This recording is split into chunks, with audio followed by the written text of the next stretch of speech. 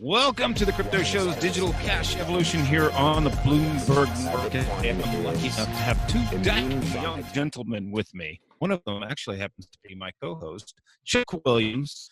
And the other one is this guy named Joel Joel Valenzuela. That's his name. Close enough, yep. We're going to talk all things Dashy today. Go ahead, Chuck. Hey man, thanks Danny. Appreciate the intro. You're breaking up just a little bit. I can see your video. We might need to turn off your video just to make sure we get the good audio. But yeah, certainly glad to be here with Joel. Joel and I talked a little bit earlier this week about all the amazing things that are happening in Dash, and one of the most amazing things that I did not that failed me. I didn't make it. I didn't make it on the trust protector, man. What do you think about this vote? I saw some analyses going around about how many people owned how many nodes, and there was some interesting stuff coming out on the Discord. What are your thoughts about that whole thing?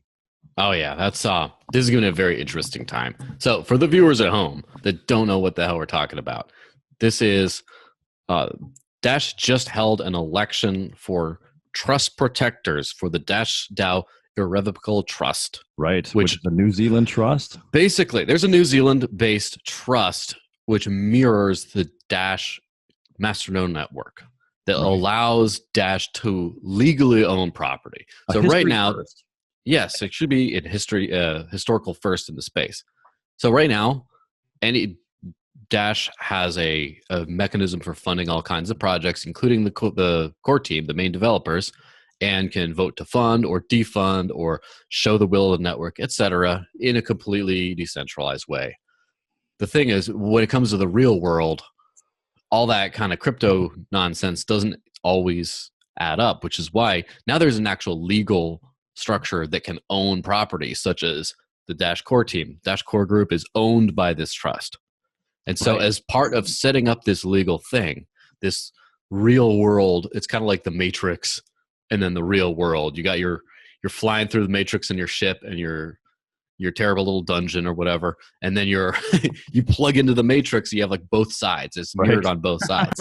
So it's sort of like, just because you're a cool badass in the Matrix fighting off all the evil people doesn't mean that in the real world you don't have to have one of those like stun gun type things to shoot at the robots when they come at you in the real world. Yeah. So I apologize for the absolutely lame reference there, but that's kind of what it is. And so basically, the trustee of the trust can do things like remove executives from the Dash core team, the developers. They can actually fire the CEO. They can instruct them to give up, say, the access to the GitHub repositories, the main dash.org website, all that kind of stuff, which, by the way, little known fact, Monero, the Monero cryptocurrency, Monero.org, was the original site, and then the guy who owned it somehow had a falling out with the community, and they just wouldn't give up the site.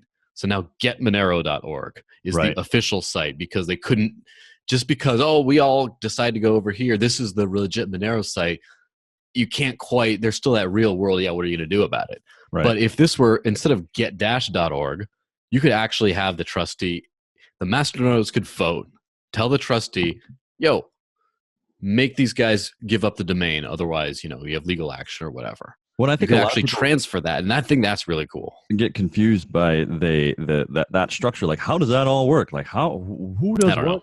And here's how I explain it. Like, to people who are like totally unfamiliar, it's like this. Like in a trust, like if you can explain just a trust, like a lot of wealthy people use a trust to like put their assets into a thing so that they can transfer those assets beyond their own death. That's one reason that I think trusts get put together.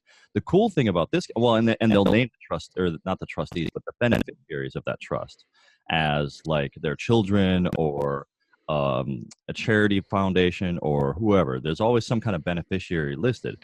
And with this trust, the beneficiaries are the Association of Anonymous Masternode Owners, which is, I think, an additional history first, where you have an association of anonymous people actually being the beneficiaries of an anonymous trust, this decentralized autonomous organization, right? And what's cool about it is that anonymous association can only do that because they're capable of making decisions and voicing their decisions by way of the proposal system. And that's the only reason that this legally holds up, is that they're capable of making those kinds of decisions and actually getting through to the trust protectors and the administrator a message that says, do this or don't do this, right? That's one like super critical piece that I think a lot of people don't catch. But that's how you can get instructions out of the masternode team, or the masternode, the Association of Masternode Owners, which then can basically be debated upon by the trust protectors. And this is the new piece that was just voted in. We have the first installment of the sextet of trust protectors. 6 people with an annual position, unpaid. They'll arrange whatever they need to arrange. No, the cool thing about this is, when you're electing these trust protectors who then direct the trustee to do the actual actions, when you're electing these people, first off, the masternodes, anyone can have a masternode, really. If you manage to get your hold of 1,000 units of Dash, which you can just run a mining rig somewhere across the planet, you can buy some from like in back alleys or on exchanges, you can put in some proposal to the network and actually get paid to do legitimate work. Or if, back in the old days when it was easier to do this, you could just scam them, just say, I want all this money, and then you just don't do anything. Yeah. And there's no one can stop you from just voting on the future of the whole network and voting on the trust protectors. And that's that's a radically decentralized setup, but it's a very scary thought if you think about it. It's like, wow, this whole thing that we worked years and years and put so much time and effort and money into creating, this could all be like messed up by some trolls getting in there. And so the thing about the trust protectors is the members of the Dash core team were ineligible due to conflict of interest reasons to run as trust protectors. Right. So the actual subjects could not. Wasn't it anybody who's the core team specifically, but also anybody working for the VC fund too, right? The properties of the network. Yeah, so basically no one could run for a position overseeing their own organization, their own self. Yeah, no super.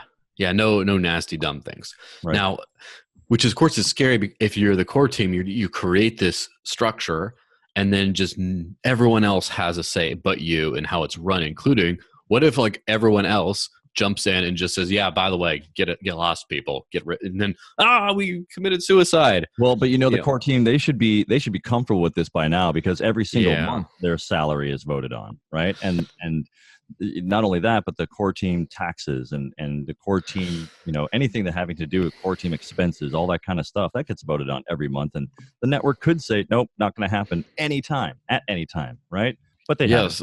So there was a few dozen people that applied from all over the ecosystem. There were some like really good people. There were some, great people from the community who, I don't know if they were the best for the job, but they're fine. And then there were some people I'm like, oh no, please keep that guy out. Yeah. And so I was honestly like thump a little bit when I was looking at the results. I was like, looking at the results, I'm very pleased. I would have been more pleased because Chuck ran as well. I did, yeah. And I wanted him in there, but I wanted to be in there. Listen. It's an annoying paperwork kind of job, and why do you need that extra? I don't think it's paid. So no, it's not. So it's not like you're just signing up to do bureaucratic, not fun work, just to I'll say this about it for as I was doing evaluation on the role and asking myself, what is this about? What kind of work would this entail? It essentially boiled down to being a decision maker, like being a good judge of character or judge of morality or just a good general judge. And I was like, you know what? A deciderer? A deciderer. Yeah, it is the practice of decidering. And yes. and I think most people trust my judgment. Like most people that I work with, most people that I have managed, if nothing else, even if I suck at a particular skill, I'm honest about it. And I think and people know that I tend to be genuine. So it seems to me that that's the kind of person you want making decisions, and if you get a bunch of those kinds of people making decisions about, a larger thing, they're probably going to, take a bunch of different things into account. They'll debate openly and honestly. They'll be vulnerable with one another. That's what I would expect from a trust protector team, to ultimately make the best decision that they can possibly make for whatever needs to be done. Yeah, and from the people that got in, first off, I looked at the vote totals, including like just all the way down, and to be honest, the viability, I don't really have anything wrong with the spectrum. The very best, and maybe not all my top choices. I'll admit that there were a couple that I would have rather had in, like, but it got in. But it's still very like, oh yeah, those people I feel safe with. Those are good, solid people.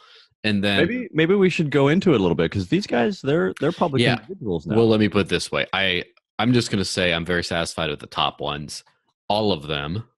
And that's all the specifics I'm willing to call out, other than I like Chuck, because I know these other people, and I'm not going to, like, you get in trouble for talking smack, okay? And you should. You shouldn't just, now that everyone's in. What about that bald-headed guy from the UK? He's kind of, I'm not so sure about him. I don't know who that is. The bald-headed guy. Mark Mason. Oh, yeah, that guy. Now, yeah, so you got Perry Wooden on top. Now, yes, I've met Perry. I actually met Perry Wooden the first time at the Dash meetup in, was that 16 or 17? 17, right? February 17, when they did the Dash open house in Phoenix, right? At the ASU campus. Yeah, that was, very early 17. I was there. I don't remember him. I was there too. I just, right on. Maybe I wasn't paying attention. I knew to look out for him because I knew that he was involved with running masternodes, and as much as I was chasing masternodes, like he runs Node 40, or at the time was running Node 40. Is it .com.io? He got 832 votes, which is by far the most votes. So, and who this guy is first off, I've interviewed him before. He seems like a very nice guy. He runs this company called Node 40, which is a masternode hosting and cryptocurrency accounting and tax compliance firm. Right. So all that kind of stuff, like dealing with investments and dealing with accounting and tax compliance, it's like a very trust and detail oriented kind of a thing. Yeah, you don't get to the top and be a loose cannon. It's not a loose cannon kind of a thing at all. Well, and so go on.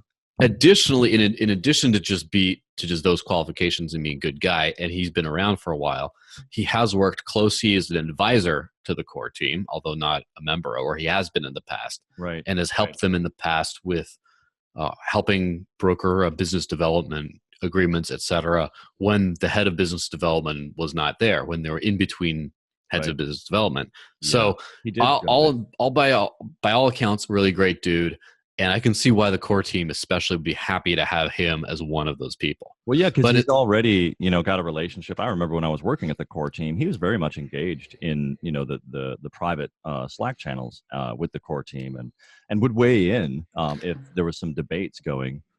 Yes, internally. Now, next down the list, we got Eric Sammons, who's been a long-term community member. He used to run this site called Dash Vote Tracker, which is a leaderboard of all the masternode, all the proposals, right? Ranking on how well they did, and now Dash Nexus does that instead. So he shut it down. But anyway, basically, he's a very level-headed person. He's written for Dash News, my site, before. He did some videos years back too about Dash. Yeah, so he's a very level-headed person. He's one of the first people that I remember who's been completely public with his identity for a long time. Mm-hmm. And a very principled person, very level-headed, very, very good. Then next is one of my top favorites of that list is Michael Lewis, aka Walter. I've never met Michael Lewis. Oh, he's a Brit, and he's a great dude. If you hang around in the Discord channels, you can see him around. Very, very fun, happy dude. Very smart. Very high level of conviction. Right. And I haven't actually met him in person yet, but I've seen him and heard him, and looking from his professional background on his LinkedIn, et cetera, it seems like a very top person. After that, hold on. Before you go too much further, I wanted to just look at these statistics. So you got 4,700 masternodes right now, right? Or is that where we're at? And it's like 4,100 or so. 4,100 because after the deterministic masternode lists were all put in. All deterministic masternodes were the only ones that were left on. So that's, again, another whole layer of stuff that people won't understand. But basically, there was a big upgrade, and at a certain point, of all the nodes that hadn't gotten upgraded got kicked off and booted offline. Right. So all the upgraded nodes are around 4,100 or so right now. Right. Yeah. I'm pulling up -ninja.pl, which says, where is that count? Active. Oh, no, it's actually 4,367 right now is what I just saw. So 66 or 67, depending on. Yeah, so that means that a lot of people literally got booted offline, and then now I got to upgrade these. Right, exactly. Damn it. All right, can you imagine out of those, one masternode is like 120 grand, right? And you're just like, my 120 grand investment, and I'm not going to look into that. It's like, yeah, I don't understand that, but right? Whatever. I mean, some people that is play money, but nevertheless, so what does that come out to? 832. Perry Wooden got the most votes in terms of masternodes. That's 832. Let's say out of today's numbers. I just want to get a quick statistic there because I'm really curious. 832 divided by 4,367. That's a 19% turnout. All right, that's not too bad. That's better than like. Well, suppose I heard something around 20% turnout for the actual election, but also we have to realize that like 20% of the network voted for the top guy. That doesn't mean like all the other guys. True. So, yeah, that's true. And so that's where you go to Discord. It's pretty good. I mean, it's pretty good. And if you look at the, it's like still millions and millions of dollars worth behind each one of these people, like throwing their weight. Right. So next we go down. Mark Mason, top guy, probably the hardest working person in all of Dash, which is very hard to say because there's so many hardworking people. He's always present. He's 100%. I feel like he's found his purpose. In my compatriot over at Dash Force, and so next down we have Peter Jan Bakuljian, whatever. I think his name. I'm sorry, Peter Jan Bakuljian. That sounds good. Dutch Nomad. Now, yes. I actually had the pleasure of meeting Dutch Nomad. Yeah, what's he like? I don't know anything about him. So this is cool. This is really cool because I met him at the Dash conference in 2017, and I had an opportunity to talk with him on multiple occasions, then and after. And since he's public, I'm just going to share. I mean, I'm not slandering him. This guy was responsible for writing the Cisco documentation, like the Cisco certification documentation, and he wanted to pretty significant, very significant. I mean, that's an artifact that will live through history, right? And he wants to do something similar for the Dash network. I mean, I think he is as focused in education and certifications for Dash as he was for Cisco network. And now I feel like he's in a position now to really kind of push forward that agenda. I wanted to help him. We couldn't rally the resources at Core to do it, and I think that he's in a good position to advocate for a specific team of documenters and developers to really put together a solid certification program that I think would really accelerate the adoption and accessibility of the Dash Masternode network, especially with the DAPI coming out, which we haven't even talked about at all. Fantastic. Do it. Absolutely do it. Last one we have is Raleigh Barrett, aka Arthuron, who is a well-known community member and a moderator of one of the public channels. He was one of the beta testers when I was working with Dash Nexus for a short period of time, trying to do promote communications. He's been very involved in that community, just contributing his ideas. Yes, and so also known as someone who has a philosophy background and tends to be very cool-headed and not like a hothead, like someone like me, like not a hothead, but like a cool-headed sort of dude, which is like, even if you have someone who you don't like at all, if you don't like their opinions, if they're just like cool-headed and go through a process of rational thinking, that's already a great minimum. So if you look at these whole results, first off, groups the 6, right? Yes, that's all the 6. So you look at, first off, many of these are they're all community members that are well known. You have a third-party company that made its name and fortune, I guess, off of Dash, represented at the top there, Node 40, which means the head of Node 40 might be the kind of guy to the founder might be the kind of guy to want to make sure that Dash that he's built something big off of based on succeeds. Right. And then you also have Dash Force, one of the groups operating under the Dash ecosystem that's not the core team. You have those two represented. Definitely skin in the game, right? In both cases. In both of those, and the rest are obviously just. I think it's relatively fair to assume that most of these people are significantly invested in Dash as well. Just from who would be so interested in their protecting their own investment? And then if you look at by country, Perry, Eric, and Raleigh are all from the U.S. Mike Lewis and Mark Mason are both from the UK, and Peter, Dutch nomad. Where do you think he's from? I think he might be from this place called the Netherlands. I don't know if it's close to Deutschland. Oh, really? I thought of Holland. Yeah, no, you're right. It's probably Holland. All right, we're being goofy. So anyway, this historic election is pretty cool because now you have another layer solidifying Dash's decentralization. It was already there in theory. It was already there in practice in the digital realm. And now in the physical realm, the old world, you have something securing everything that happens in the digital realm. Right. And I don't like the physical realm. Let me just be honest. I don't like governments. I don't like the old legal systems. I don't like all this. Yeah, it's always a necessary evil that we have to acknowledge. Yeah, but it's kind of the way the world works today. It's just like I don't like automatic transmission vehicles either.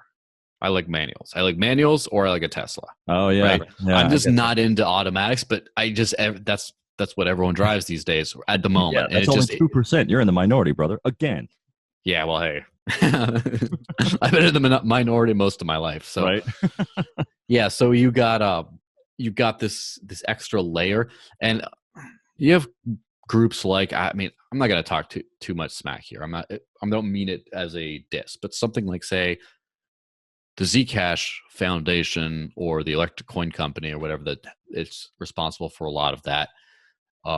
And so, for example, you got a lot of Zcash's block reward going to a company of founders, right? So even though the cryptocurrency itself is decentralized, the development of it is entirely centralized around a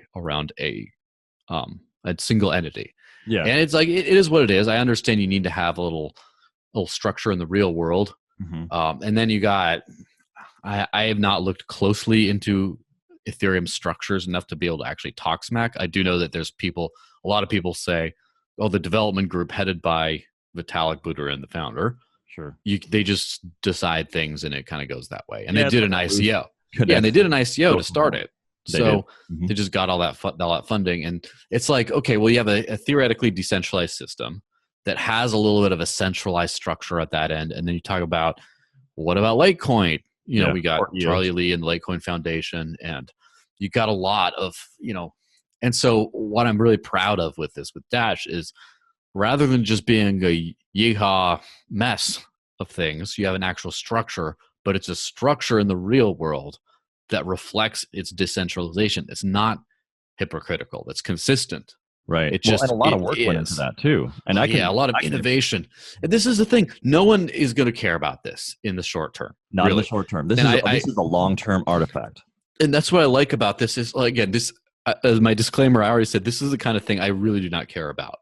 I don't like legal foundations and all this kind of stuff. It does not excite me. However, what does excite me is that this is something very new.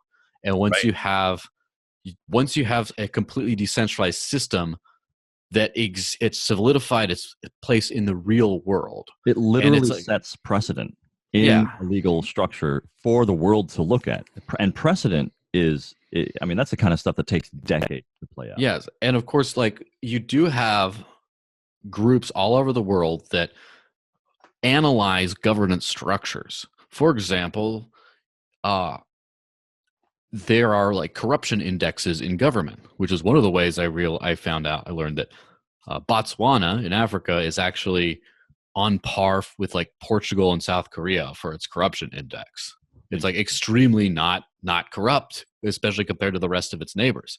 But it's like people are analyzing these kinds of things, and people will start to analyze decentralization of systems. It's like, well, what is it, parliamentary republic or whatever?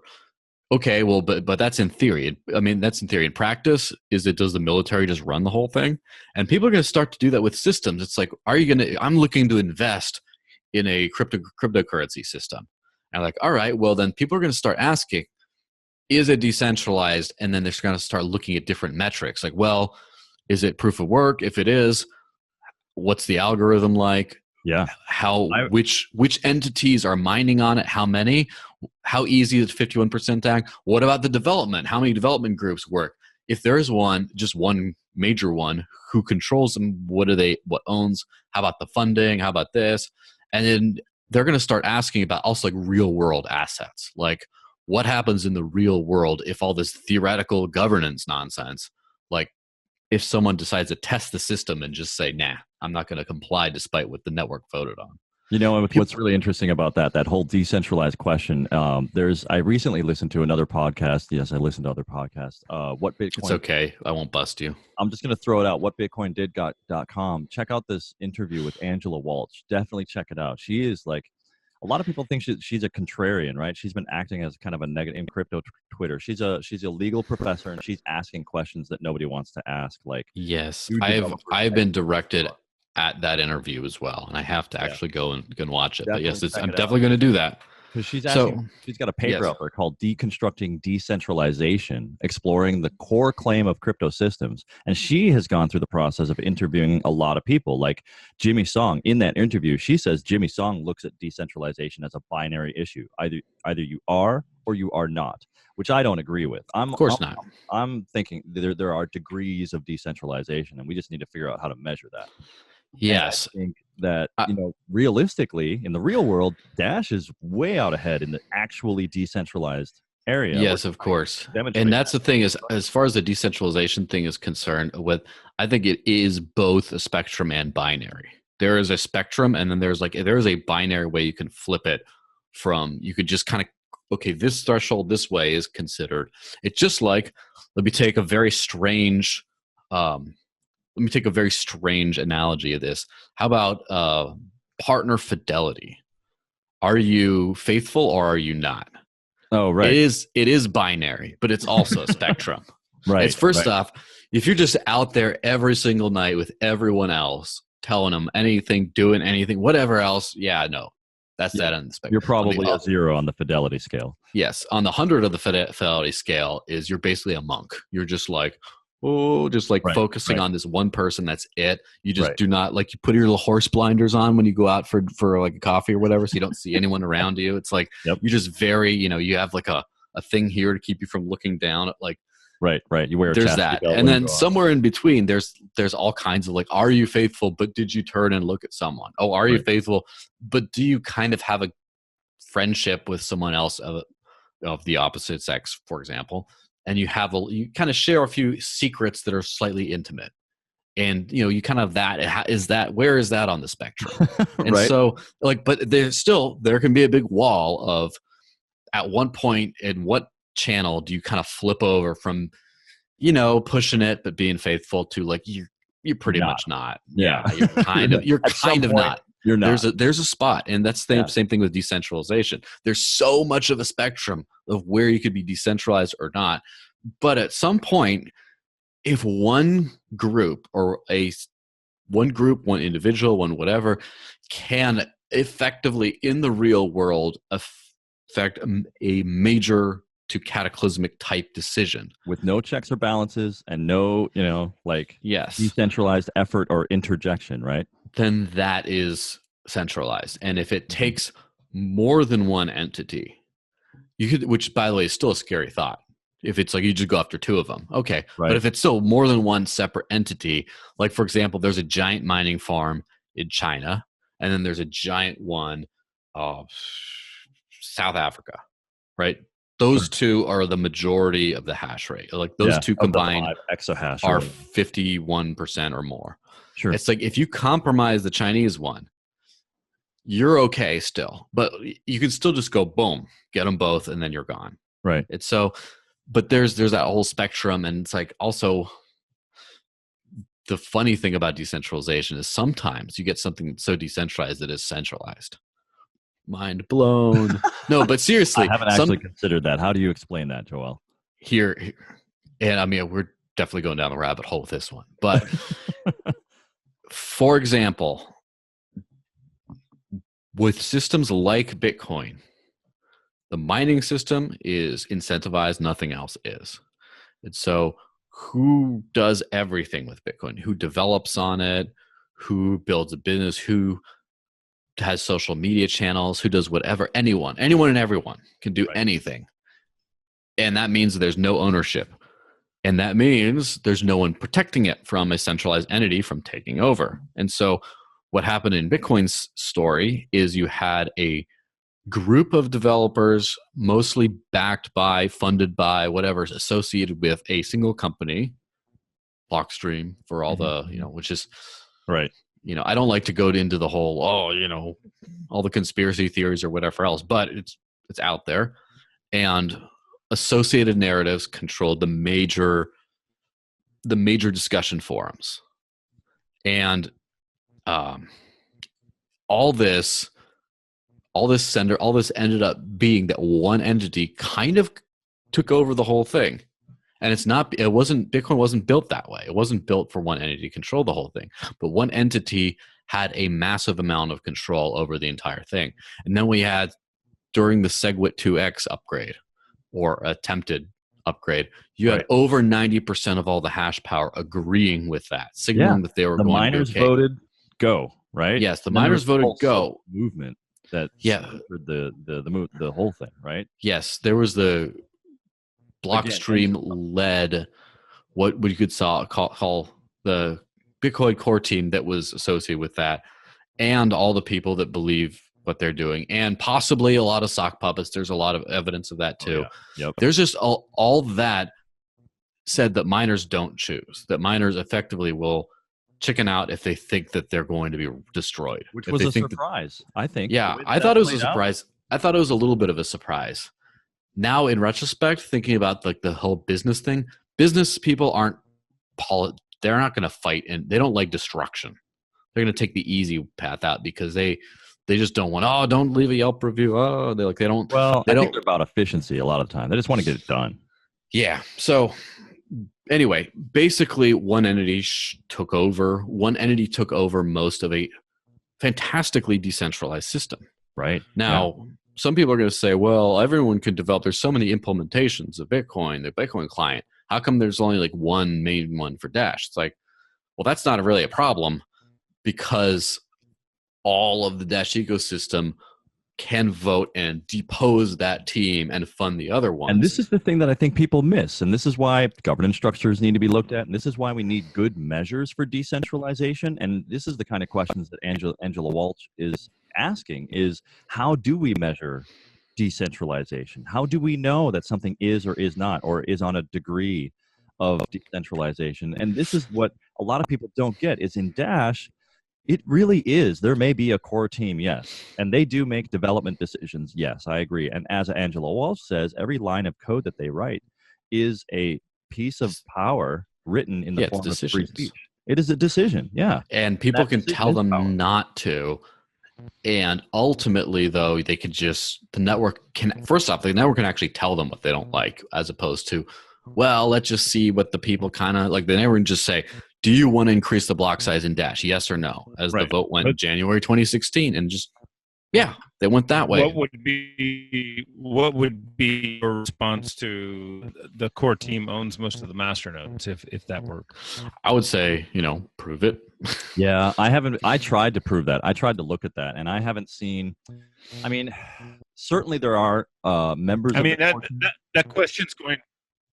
That question's out there. It's going to be asked. So I'm just yes. Like, what is your so response? Let me actually tell you what I've looked at. First off, I know some people have actually done the cluster analysis of voting patterns, and they found out a few things. And the data is old, and I can't remember the specifics off the top of my head, but it seemed reasonably decentralized. And beyond that, I've heard anecdotal quotes of how many exact nodes they own. And Right. of course, the core team members have shifted in and out over time. Yep. There's not the same group of people, Right. similar group, but same kind of come and gone. The actual proof in the pudding kind of thing. First off, there have been a couple of, I believe there have been core proposals that have failed in the past. There are very few, if there are any, because largely they get, largely people like what they do. Largely, they also have overwhelming amounts of yes votes. Yep. Now, it's like rare you get more than single digits or early teens of no votes for just random core funding proposals and we just know that there's more votes out there. Like you would see them if there was actually any kind of a pushback, because we see those things show up. But what we do see is, like, recently there was a marketing proposal, and it was a marketing PR. I think it was a PR proposal, and it got several hundred no votes. It was looking like it wasn't going to pass until it passed at the last minute, and not by very much. And so you do see these pushbacks sometimes. You see those.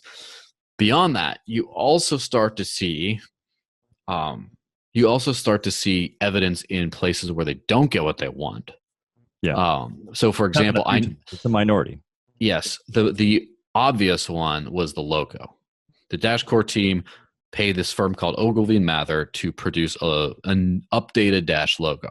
Yeah. And the community, I don't know, they were ready to get behind it, but another element in the community contracted the branding firm Tharp and Clark to produce the logo that we know today. Right. The update from the old school Dash, with the Dash logo and all that. Yeah. Yeah. And there was a lot of debate about that and strife and tons of debate, and it got put to a vote, and the one that the core team did not want is the one that won. Yeah. Not by a giant margin, but by a very comfortable margin. By a this is margin. Yeah, and then that basically made the core team look. I mean, I'm not talking smack. I don't think so. I'm saying it could have made the core team look bad that they said, "Oh, we have our relationship with this firm. They're going to take care of us.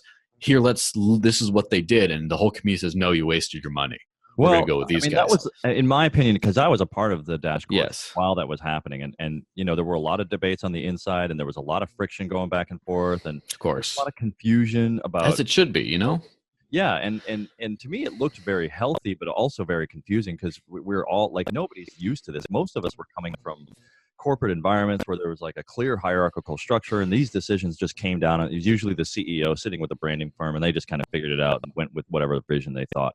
But this introduced this whole element that like never existed in any of our experiences, which is, we're doing a public vote on what our appearance is going to be. And there's a lot of different people who are not just technologists who really rightfully have a say, because they've got 1,000 Dash backing their, this branding presence. Or they're a random loudmouth with persuasive arguments who can get at those people with 1,000 Dash. Be like, oh, okay.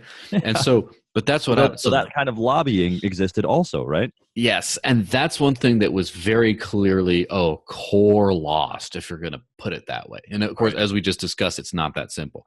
From behind the scenes, now that I've started working closer to the core team, I'm starting to see that there's quite a few proposals that have passed or have not passed that complicate things from that. They would that, of course, not a monolith. This is not a monolith of people. They're a bunch of individuals. But in terms of like what the organization's goals are, there's a couple that got in that were just, oh my gosh, why did they get in? And a couple that, we defended them. Oh man, like there's clearly, like, if they're tyrants, they're terrible at it, because like all this, there's a lot of stuff that's going outside of that whole thing.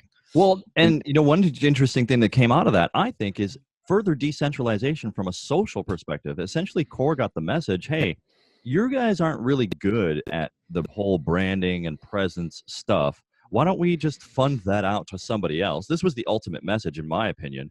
Let's just fund it out to somebody else. You guys stick with Core stuff. And I think that the developers and the people who work at Core really kind of took that message to heart, saying, look, let's just focus on doing the money thing and the protocol thing, and we don't need to worry about the branding thing, because the network's going to work that out.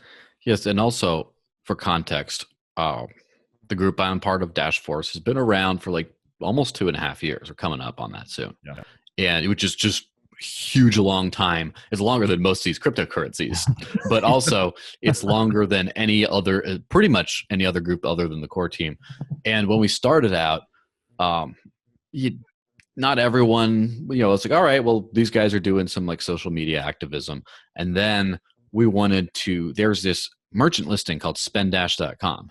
And there's another one on the Dash forums, and they both weren't that good. And we tried to help them. And we just said, oh, we want to help you grow this merchant listing. And they were kind of like, no, I think we're going to not do anything with it until like Evolution comes out. And this was like early 2017. And so I pushed specifically very hard. I didn't actually make the site, unfortunately, because I'm not a developer. But I pushed very hard to create our own site, Discover Dash. I remember we were talking about that, yeah. Mm-hmm. Yes. And then, of course, my partner, Mark Mason, did like the actual work of making the site. But between us and then another employee we have whose his whole job is just that site, we've grown that thing to almost 5,000 listings around the world and like a live chat.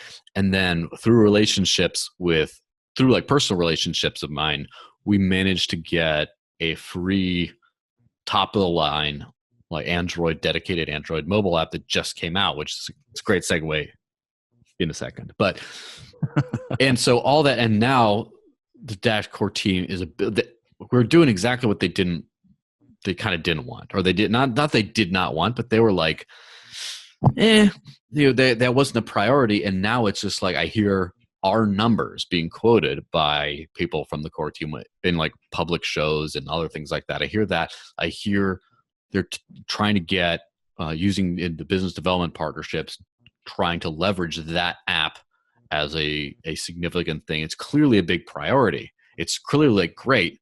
And that's like that evolution of things over time is like, well, first we're kind of doing something they don't even care, kind of competing with them, taking that piece away.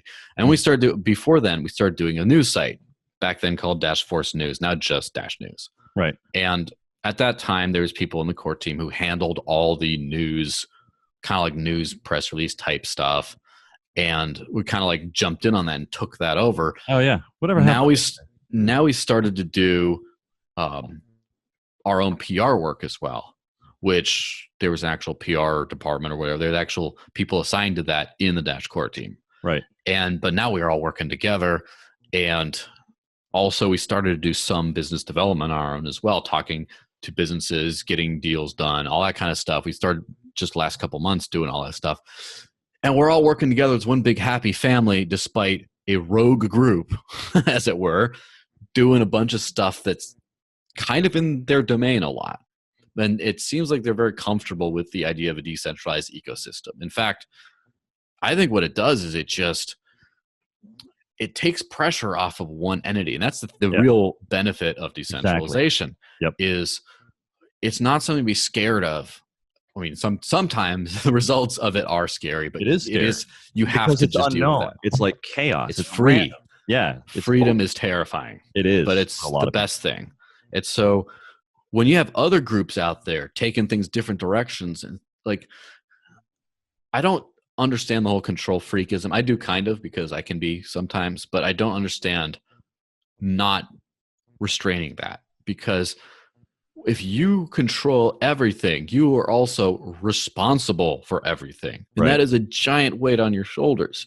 If you have other people putting input and other people doing jobs, you can kind of breathe. You can kind of take a vacation sometimes, because you can just do what you're responsible for, and then someone else is taking care of the other things.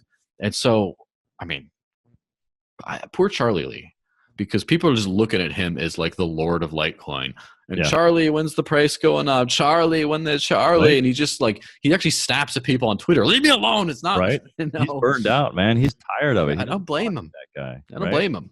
I think that's one of the reasons Satoshi never has come out, because he doesn't want to be the king. That's the whole point of this whole movement, right? Nobody is king. We are all Satoshi, right? That's the whole point. Yeah. I mean, except for Craig Wright, but that's a different story. Except for Craig Wright, right. There was actually a t-shirt that had that. But as I was saying about Discover Dash merchant listing, I'm very happy about that. There's a dedicated mobile app on Android called Discover Dash, probably the most complete and accurate and largest cryptocurrency listing out there. I know coinmap.org for Bitcoin It has like 15,000 listings or something insane like that, but most of them don't exist. Like almost all of them don't exist or take Bitcoin anymore. Right. So this is like the number one. I know there's a lot of competition from the Bitcoin Cash world with they got a couple different listing sites and apps, but I think that this is the very best, the very cleanest, the very most accurate. And besides it's Dash, why would you want to use anything else? I mean, especially now with, is it coming with the 14, the LLMQs, or is it in place now? This weird effect that Amanda B. Johnson was talking about in a recent video. What do they call it? They ended up calling it like the instant send chaining or something like that. Yeah, so that's another thing. So to close off the subject of Discover Dash app, you can go look up Discover Dash. It's by a company called Really Bad Apps, which I don't know if that's a fantastic name or an awful one. I can't decide. It's one of the two. And just use it. Geolocate. It's in English, Spanish, and Russian right now. Is it easy to add new merchants? Like if you find somebody that's accepting Dash, can you just add somebody? Yeah, you can. There's a contact option there as well. There's also report if there's an issue with a merchant. Oh yeah, it's kind of more limited functionality than the actual website discover-dash.com. Okay, but I mean, it's just like super stream. You just go there. Oh, I found a place. I'm going to go here. Oh, report a problem, blah, blah, blah. But you can go on the site itself to actually leave reviews, use the live chat, talk to a live person, all that kind of stuff. Oh, nice. So I can geolocate myself and say, oh, there's like 8 businesses around me, 8 restaurants that accept. Yes. Right? So I would... Right now, I would suggest using both. I would suggest using the actual mobile app to just actually find businesses and use them. And then when you get back to your computer, if you want to get involved, you ask someone in the live chat, hey, how come blah, blah, blah, or I really want to use these, but I don't know how to buy Dash. I'm in Kuala Lumpur or whatever. And then so the live person can actually help you, or at least get back to your messages later. Or you just say, I want to review all these restaurants. You go and upload your pictures, leave a bunch of reviews. I did like a dozen reviews today. So nice. Anyway, cool. Do you get rewarded for that? Just curious. No, not yet. But we will probably launch some kind of a contest in the future about if you can go to a business, leave a review, leave a picture, and put it out on social media and tag us. You might get like a little bit of money or something. I'd love to see this app become like the Yelp of Dash. Oh yeah, I definitely want to become like that and more. It'd be amazing. Yeah. Right on. So now we move on to development upgrades on the main protocol. Oh my goodness. 0.14. So first off, version 0.13 came out a while back. It has been implemented in stages because it's just such a giant overhaul of Dash. It's like the most significant overhaul in Dash's history. First off, masternodes are now deterministic. They're split key. Before, you sent your 1,000 Dash to one address, just that one transaction. You use that as a key to run a masternode. Use that to vote, to create the node, and to like restart it and do maintenance on it. And one key, and that's where the payouts would go by default, right? And so if you wanted to know how you're going to, if you wanted to do any of this kind of stuff, you needed that one key. And if you wanted to know what are all the masternodes out there, you had to have access to the entire Dash blockchain, because that just like, again, a full node, because then that's the only way you could find it. You just look at those 1,000 Dash chunks and be like, all right, that's a master, that's a master, that's a master node. But then you just have to download the whole blockchain. It's a little bit cumbersome. Now there's a deterministic list. You can just access a list, and you don't have to have access to any of the blockchain. You don't have to have any of that, which means light clients can do all the kind of special stuff, meaning your mobile wallet that does not download the whole blockchain. Your mobile wallet will be able to do advanced private send, without actually trusting a node. And that I think it's possible today. It's just, I don't know if anyone's actually done it in a wallet yet. Right. But once you do, it'll be a cryptocurrency first, as far as I know. All the other cryptocurrency mobile wallets that use advanced privacy, you have to trust their nodes, or you have to run your own at home and then point it to that and do a little bit of a jury rig. But this will be a first. Right. I'm very excited about specifically the privacy part of that, but that's a first. And I'm really excited also about the masters are being split into three now, into Right. three keys. Right. The person with the money, good old Mr. Moneybags, owner, goes and starts the node. And Right. then there's two more keys that are split off. He gives one to the operator, who just actually runs the node. So then he doesn't have to talk to the owner of, hey, I need your help. We need to restart the thing. He doesn't need to do that. And then there's a voting key where you just give someone your voting key. Say, hey, you could vote for me. And I've actually had people like message me being like, I don't like voting. Do you want to vote for me? Well, and what's cool about that is in addition to those three designations that you make in one transaction, in a same transaction that was enabled on 13, right? You also say, this is how much percent of my payout that would go to the owner that I can also allocate to the operator, right? Or the voter. Or both. Yeah. Or, so for example, what if you are not that rich and you have 500 Dash and your partner also has 500 Dash, and you just say, okay, look, we're going to drop like a legal agreement or whatever just in case you run away with all the money, but here's what we're going to do. We're going to go 50-50 with the rewards, and then and because you hold the money, I get to vote, and I'm going to like run it too. I'm going to run the node and vote. I'm going to do all that. I'm the tech guy. But like half the money is mine. Right. And so you split, you get the rewards straight down the middle. And so you don't have to trust anyone to get those rewards. Now, of course, over time, I'd hope that they have some kind of multi-sig for the actual collateral so that then you can do like a 2 of 2 multi-sig. So then you can pool, or 3 of 3. And then you do like a 3 of 3 voting key. And then you start to have like 100 people behind a single node, each with their 10 Dash thrown down, and then no one can run away with a pot of the money, and they all have to have, it has to be like a, let's just say 66 of 100 multi-sig to trigger the vote of the one master node on how it goes. That's not there yet. We're still but I'm just like losing it over how cool this whole stuff is. But so beyond all that back end stuff, all Dash transactions are now instant send. There's a little bit of nuance to that. There's some that aren't. There's some cases where it won't be. But now you just send Dash, it's confirmed. No extra fee. Bam, 1.3 seconds it's done. It's fully settled.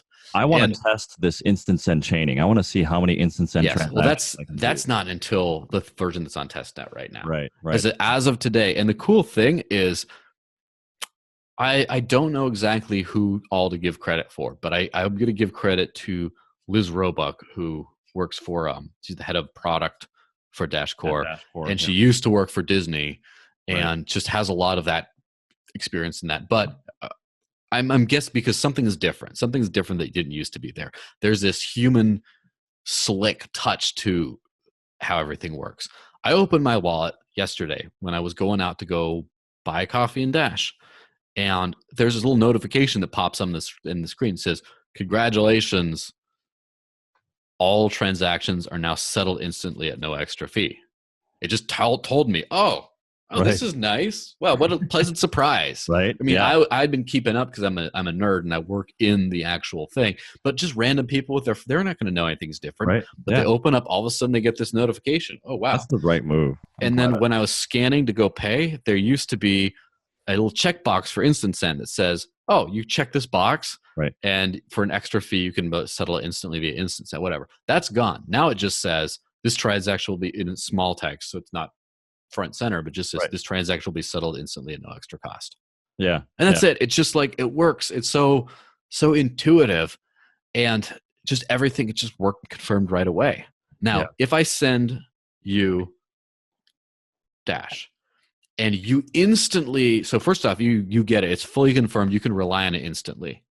But then if you want to send it to Danny over there before, like right away, it might not settle instantly. So it's only chained because it locks it in for a certain amount of inputs, and then it goes away. And now that's going to happen, but that's expected to happen. They're going to test it out. They're going to watch it with a Spork. I think that's Spork 20 on the 14 release, right? Yes. Now, next version 0.14 of Dash. Yeah. It's out. It's not on mainnet yet. It's on testnet, but it's completed. It's completed. They're working out the last few bugs.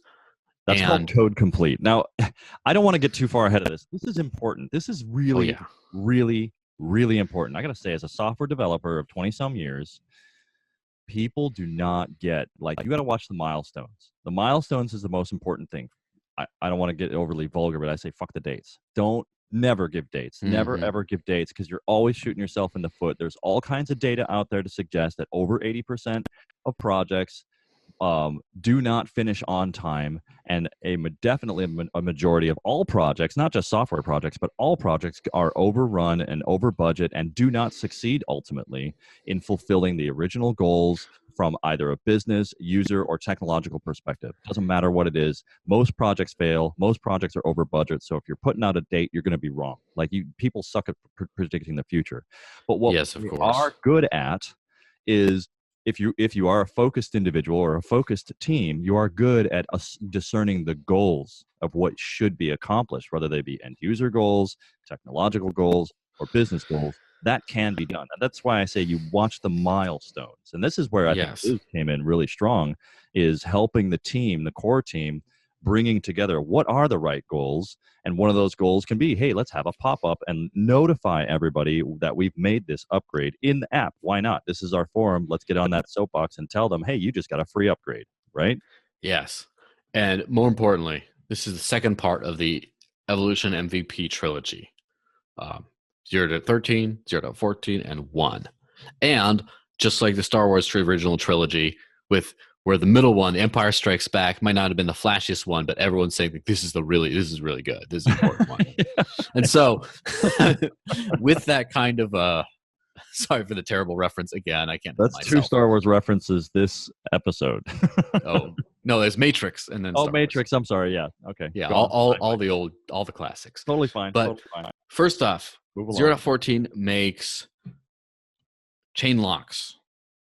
Chainlocks are a 51% attack proofing. See, now I've heard this claim, and I haven't been able to dig into it in the code, right? I'm trusting the team. Okay, I'm trusting the team that this is a true thing, that we are actually going to protect ourselves against one of the most heinous things in the cryptocurrency industry. And industry first, yet again. Dash is innovating yet again, setting a precedent yet again in the real world.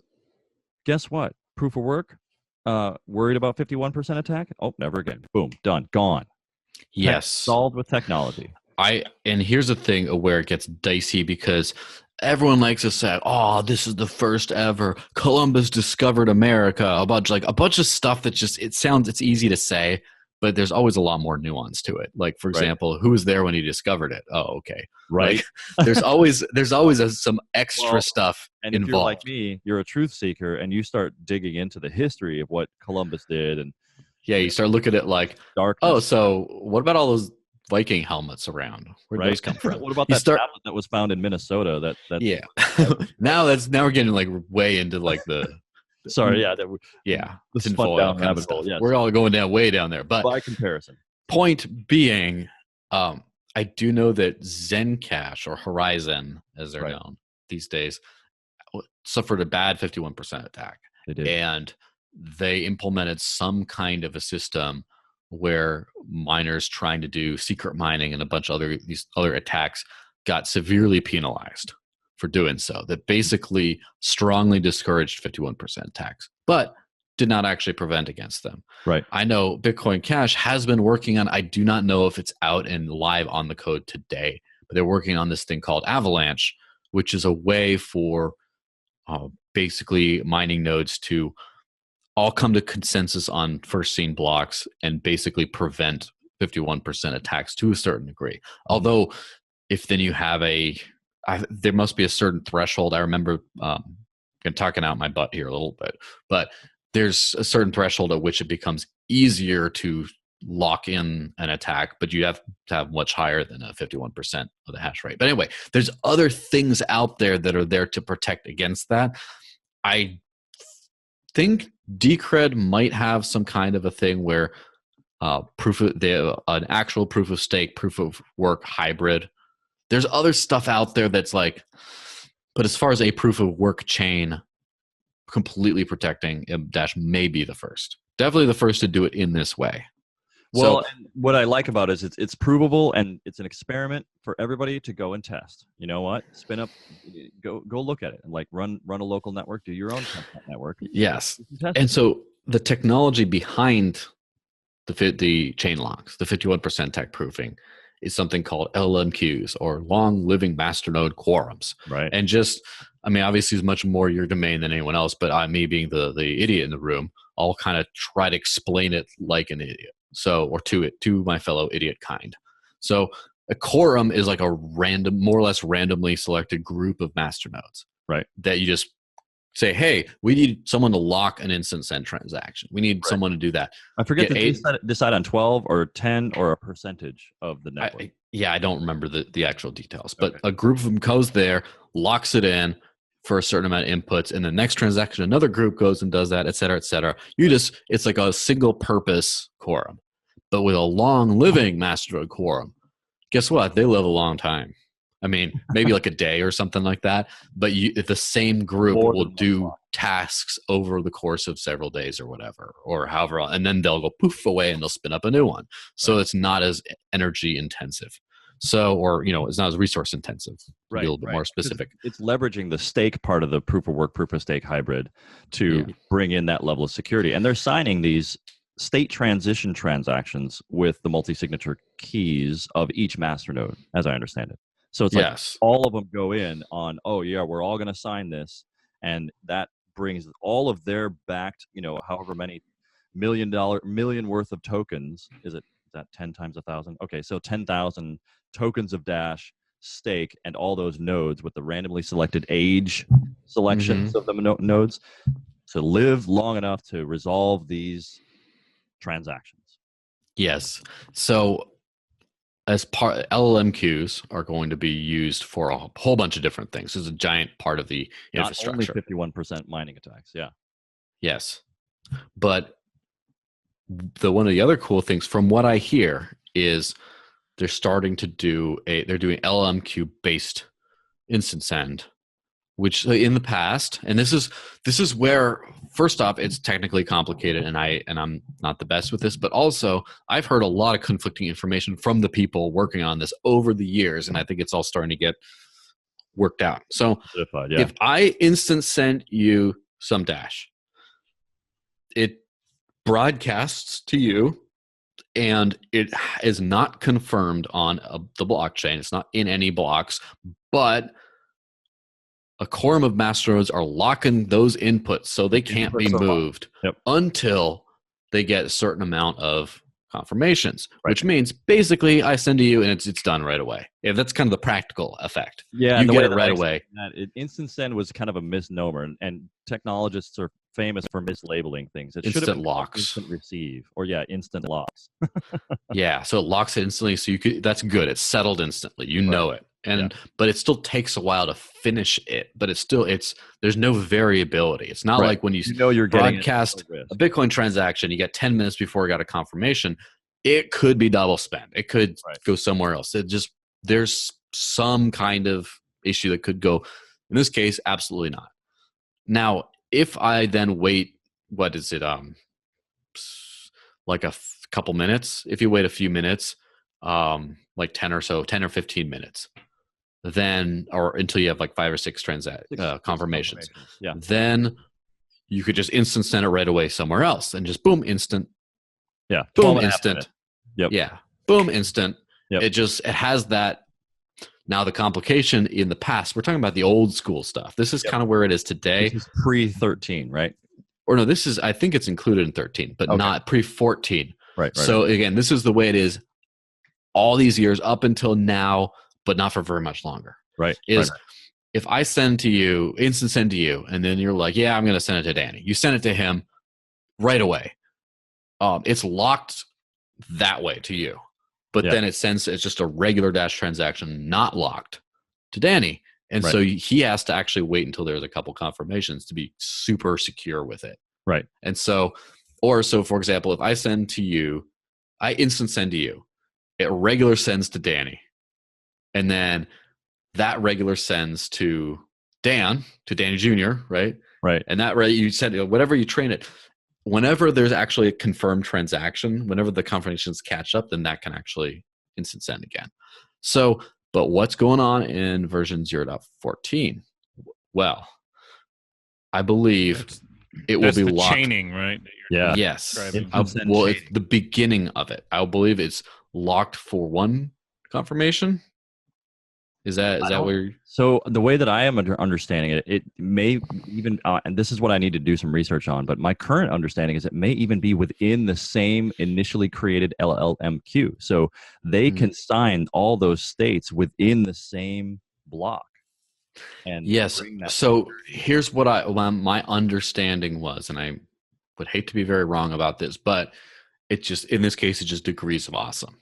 Right. So I don't care too much because I'm just saying this is awesome. And they're like, no, you're so wrong. It's even more awesome than that. I'm going to take the conservative side. Sure. Conservative side awesome. Is now instead of 6 confirmations are locked for that, it's just 1, which is like 2.5 minutes. And then it can just be instant send. So the interval gets significantly less. The goal, though, is to, and this might be in version 1, is not confirmed, but it is to, I send to you, you send to Danny.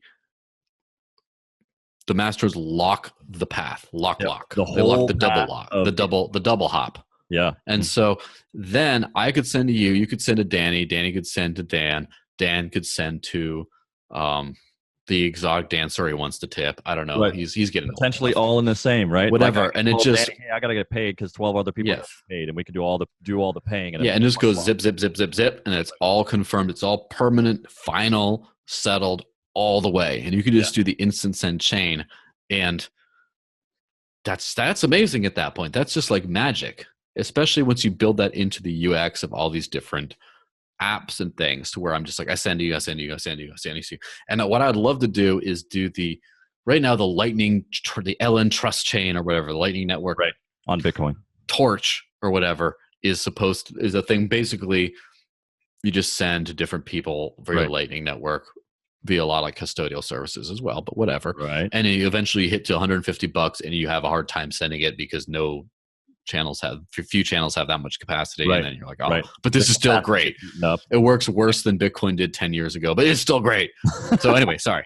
They've been saying 18 months out for over a year now, over a year and a half actually, and they're still saying 18 months. Yes. And so that's why I don't like to give times. Go on. Well, so there you go. So what I would really like to do at some point when this all gets in is get a chain together ahead of time. Let's do it live. Just do it live. Get a chain together. Get like a 30 people or something.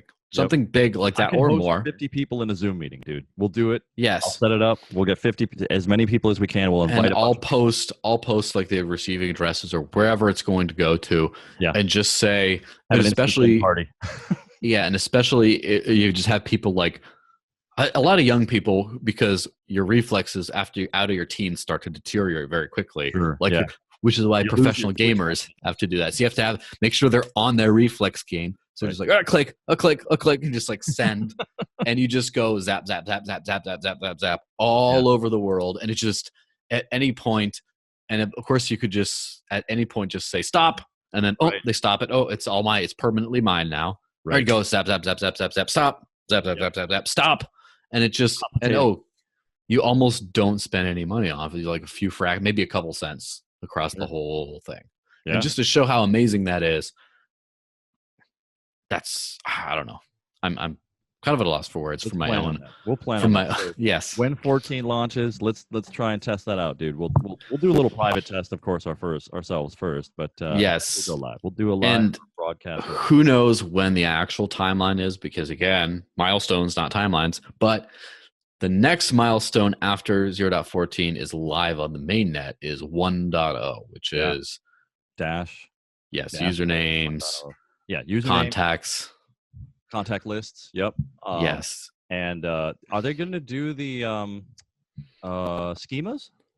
I don't exactly know, but that's from my Dash drive, right? Yes. Well, I mean, obviously that's like part of the whole thing. From my pea-brained kind of perspective, I just think shiny usernames, which is all anyone's cared about for years. Ever since Evan announced this late 2015. Right. Yeah. So ever since that, people have just been, oh, what about this? So this is going to be historic, and just like Return of the Jedi, it might not be like the heavy, juicy infrastructure but it's just the flashiness. It's just the yay, all the Ewoks, you blew up the Death Star, chuck the Emperor down the shaft. It's just like all the fun stuff, you know? It just maybe not the substance of, but just it's all the fun stuff comes in. Here's all the analogy I use. Yeah, everyone dances in the end, and it's then like this. It's over. So in the terms of software development, if you're using an architectural comparison, right, pouring the concrete takes the longest period of time. Once you get the concrete poured, like you've made all of your important decisions, like whatever plumbing you're going to run, it's through that concrete. Whatever electrical conduits you're going to run, it's through that concrete. You know, all your wiring, it's all set, literally in stone now, and that foundation can now be built upon, and that foundation is so solid. I'm so excited. This is why you call it a platform, because this is what you build on top of. And with this kind of foundation, the limits are like we can do ports of ERC20 tokens into a data schema. We can send people names. We can replace just about every wallet and app that's out there. We can replicate just about any functionality, paying people in terms of names, instant transactions. Like, we're ready for the big time. And I'm really curious. I don't think they've got theoretical calculations as to how many simultaneous transactions they're actually going to be able to do now with the state transitions, right? Because they're not doing on-chain writing with every one of these, right? It doesn't take the same kinds of, with the long-living masternode quorums, you can do many hundreds of transactions in a day and only write to the chain once or twice, right? So yeah, exactly. The transaction counts are going to be really weird to calculate. It's going to be pretty amazing. And of course, 1.0, just like Return of the Jedi, is the sexy one where you have Princess Leia in the gold bikini or whatever. And it's just like, that's the one that people are going to be like, wow, I get username, contact, just like PayPal. It's so smooth and elegant. Right. And just like the good guts of the whole thing have taken place over the other previous installments. Yeah, but it's, I hate to carry that analogy too much, but I mean, it's kind of wrong to look at, a 12-year-old girl a lot of times, in my opinion, and say, look, she's going to be a beautiful woman. I mean, like, there's a way to say that, and it's okay. Are we going Leon the Professional now? Are we exploring other cinematic classics back in the day? I'm just saying, like, you can look at baby evolution and say she's going to be a beautiful woman. Like, I could say that as a father. Like, I know that little baby is going to be a beautiful woman. And that's what I've been saying about evolution ever since I realized what it was. Yes. And I'll also, just like the movies, here's where we break from the movies, because the movies always show like there's a story arc and then boom, it's over. It's like, oh, this happened, and then over the course of the movie, it's over. And you got like a trilogy, and the story goes, oh, and then it's over. This is just the beginning. Right? This is like the fade to the. Yes. It's just now, like it begins. Like Joan of Arc just got crowned. Yeah. Well, hold on. Interesting metaphor, but let's take it back to the Matrix, right? End of the first Matrix. Oh, it's all over. Neo realizes he's the one. He blasts all the agents and all that kind of stuff, and then he's just like, oh, he says all this cool stuff, and then he goes woo and flies up into the camera, and it's over. That's like the end of. That's like when version 1 comes out, right? But then there's so much more after that. The story never ends. There's just so much more you can build on this. So much more cool stuff you could do. I am looking forward to all the dApps, the decentralized applications that get built on the Evolution platform. Right. Right. I don't know. One, like, to carry that analogy even a little bit further, it's just an origin story. Like, sometimes they tell origin stories in the first 10 minutes of a film, right? With these Marvel movies and things like that. Their whole origin story done in 10 minutes, right? The Matrix 1 is that 10-minute bit stretched out, right? It's just an origin story. And that's what we're talking about here. Like, from now until version 1, it's the origin story of Dash.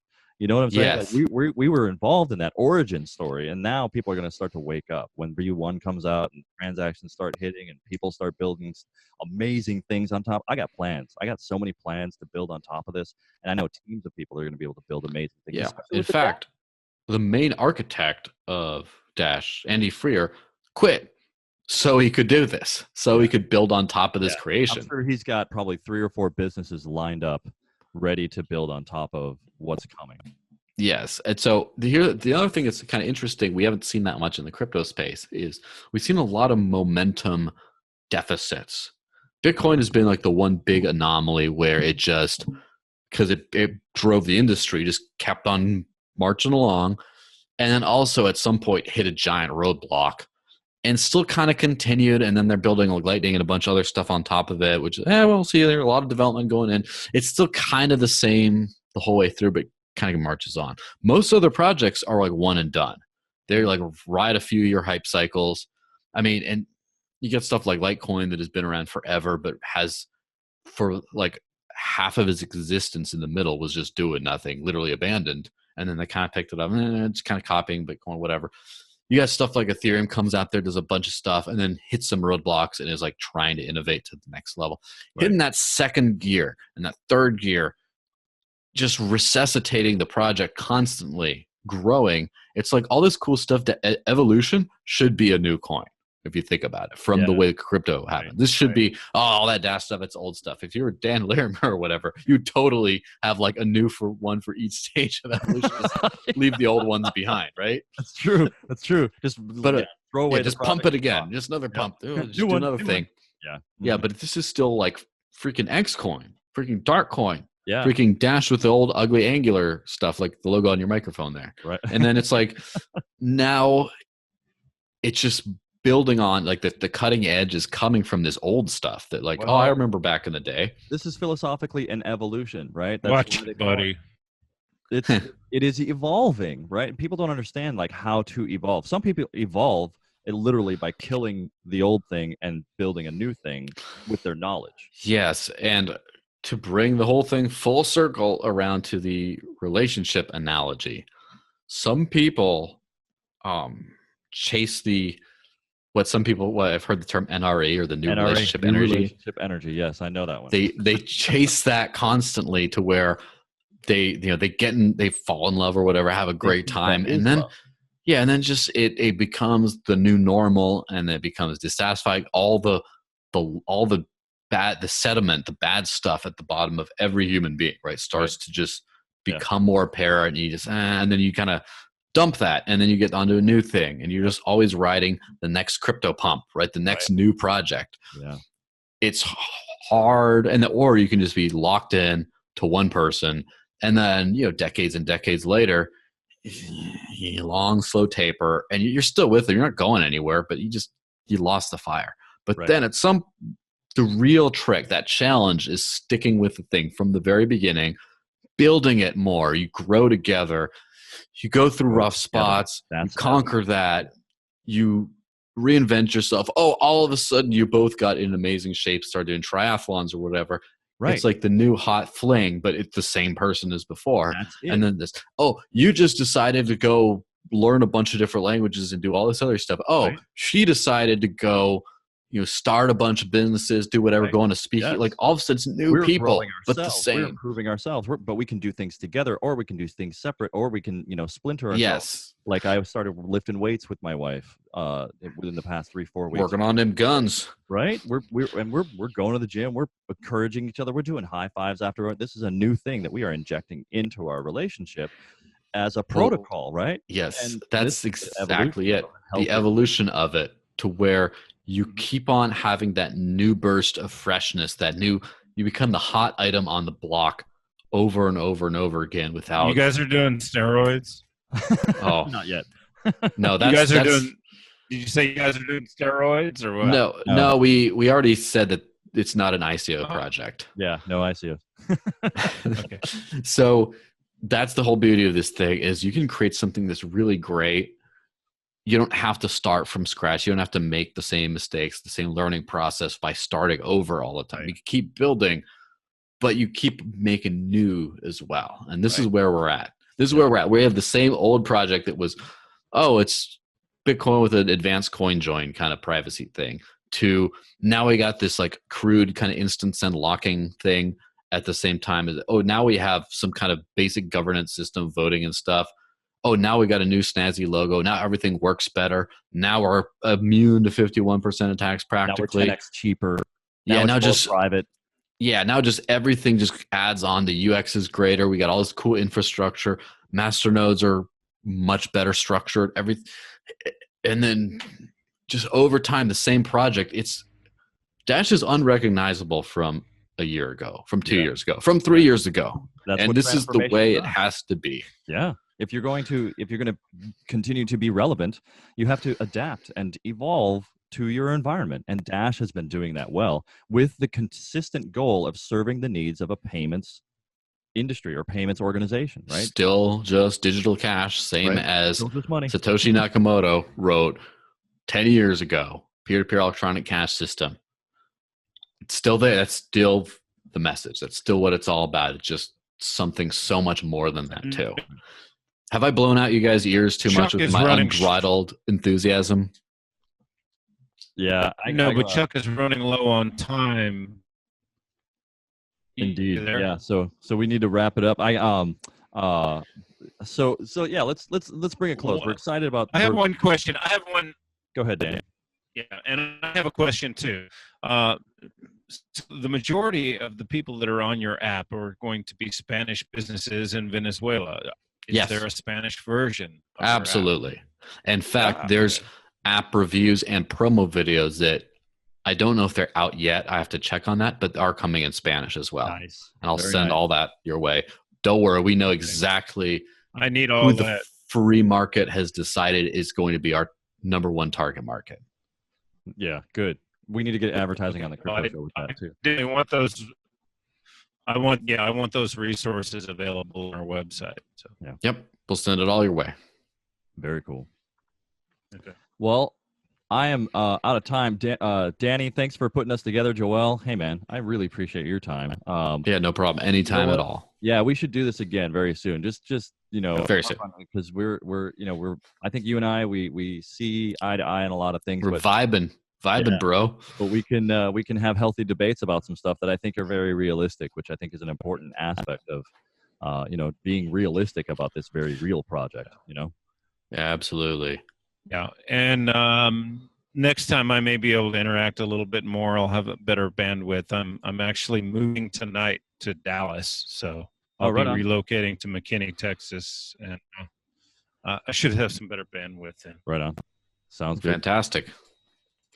Well, don't let me keep you guys anymore. Thanks again for having me, and I'll be back on anytime you want me. Right on. Cool. We'll do it soon. Thanks, Joel. Awesome.